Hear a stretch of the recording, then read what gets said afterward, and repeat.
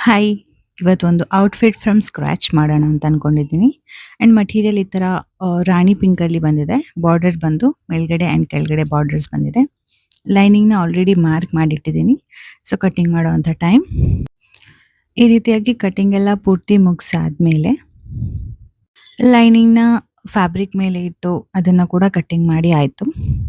And ಇಲ್ಲಿ ನಾನು ಹೊಸದಾಗಿ ಏನೋ ಒಂದು ಡಿಸೈನ್ ಮಾಡೋಣ ಅಂತ ಕೆಳಗಡೆ ಇರೋಂಥ ಬಾರ್ಡರ್‌ನ ಈ ರೀತಿಯಾಗಿ ಕಟ್ ಮಾಡ್ತಾ ಇದ್ದೀನಿ. ಸ್ವಲ್ಪ ಕಟ್ ಮಾಡಿದ್ಮೇಲೆ ಸಾಕಾಯ್ತು. ಅನ್ನಿಸ್ತು ಶೋಲ್ಡರಿಂಗ್ ಮಷೀನಲ್ಲೇ ಕಟ್ ಮಾಡೋಣ ಅಂತ.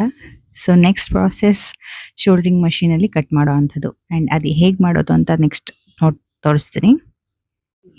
ಈ ರೀತಿಯಾಗಿ ಶೋಲ್ಡರಿಂಗ್ ಮಷೀನ್ ತಗೊಂಡು ಕೆಳಗಡೆ ಒಂದು ವುಡನ್ ಯಾವುದಾದ್ರೂ ಒಂದು ಮಟೀರಿಯಲ್‌ನ ಇಟ್ಟು ಈ ರೀತಿಯಾಗಿ ಫುಲ್ ಹೀಟ್ ಆಗಬೇಕು ಶೋಲ್ಡರಿಂಗ್ ಮಷೀನ್. ಅದಾದ್ಮೇಲೆ ಈ ರೀತಿಯಾಗಿ ಬಾರ್ಡರ್ಸ್‌ನ ಕಟ್ ಮಾಡಿದೆ. ಪೂರ್ತಿ ಬಾರ್ಡರ್ ಸಿಕ್ತು ನನಗೆ ನೆಕ್ ಡಿಸೈನ್ ಮಾಡೋದಕ್ಕೋಸ್ಕರ. ಬಾರ್ಡರ್ ಸಾಕಾಗುತ್ತಾ ಇಲ್ವಾ ಅನ್ನೋಂಥ ಡೌಟ್ ಕೂಡ ಇದೆ. But let us C.